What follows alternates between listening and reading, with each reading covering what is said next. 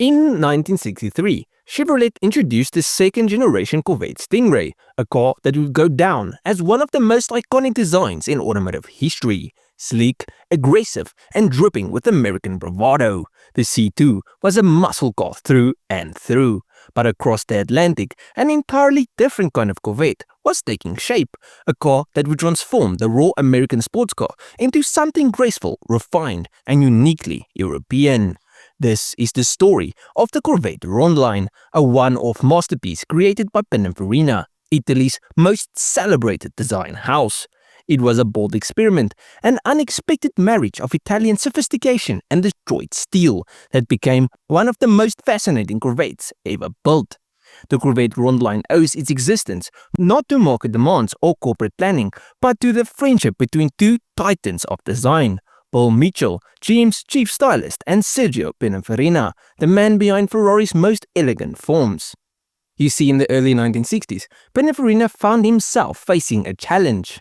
The Paris Motor Show was fast approaching, and his company had no new Ferraris to showcase, a dire situation for a design house that thrived on its association with cutting-edge automotive art. Desperate for a showstopper, Sergio picked up the phone and called Mitchell. Mitchell, a staunch defender of the Corvette's identity, might have hesitated under normal circumstances, but he and Pininfarina shared a mutual respect, and Mitchell saw an opportunity to let his friend's team reinterpret America's favorite sports car. With his blessing, a rolling chassis of the newly minted C2 Sting Ray was shipped to Pininfarina's headquarters in Turin. The Italians were free to reshape the Corvette as they saw fit, so long as they preserved the spirit of the Corvette. Now in Italy, the project fell to Tom Tiarda, a young designer at Pininfarina, whose name would later become synonymous with cars like the Tommaso Pantera and the Fiat 124 Spider. For the Rondine, Tiarda's mission was clear: reimagine the Corvette as a Grand Tourer, emphasizing elegance over aggression. The result was stunning.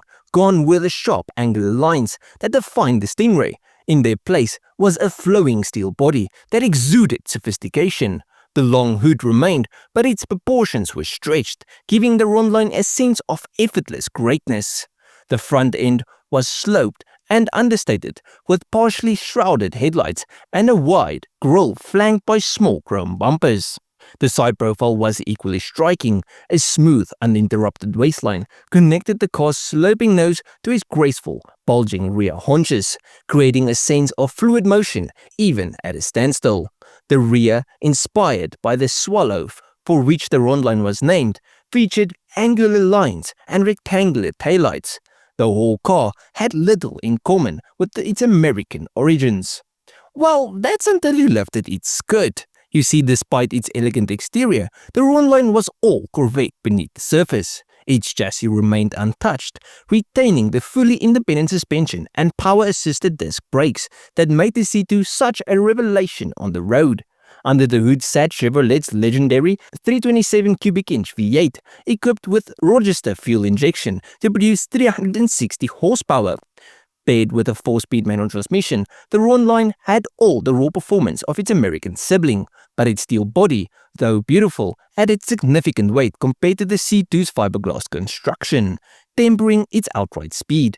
Inside, the Rondine was more familiar territory. The dashboard, center console, and instrumentation were lifted directly from the Sting Ray, but its interior materials told a different story. White leather upholstery wrapped the seats and door panels, elevating the cabin to European levels of luxury. It was a Corvette for those who preferred elegance to grit. Now, when the Rondine debuted at the 1963 Paris Motor Show, it was an immediate sensation. European audiences, accustomed to Ferraris and Maseratis, were captivated by this fusion of Italian refinement and American muscle.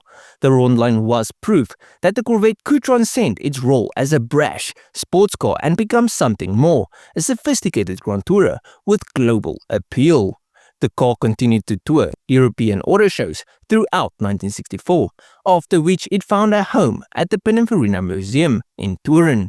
For decades it remained a hidden treasure, admired by those who knew of its existence, but largely forgotten by the wider automotive world. But in 2008, as Pininfarina faced financial difficulties, the Rondine was offered for sale at the Barrett Jackson auction.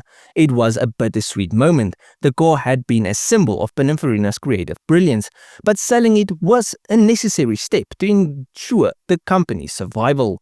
When the hammer fell, the Rondine sold for $1.76 million, finding a new home in the collection of American enthusiast Michael Skudroff. But why should we care about this car? Well, the Corvette Rondine is more than just a beautiful car. It's a symbol of what can happen when designers push the boundaries and challenge conventions. It dared to reimagine an American icon in a different way that few had thought possible.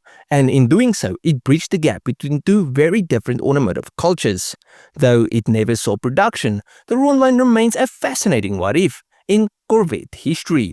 What if Chevrolet had embraced a more European design language? What if the Sting Ray had become a global Grand Tourer instead of staying true to its American roots? Well, we would never know. But for now, the Rondine lives on as a one-of-a-kind masterpiece, a car that speaks to the power of collaboration and the enduring allure of great design.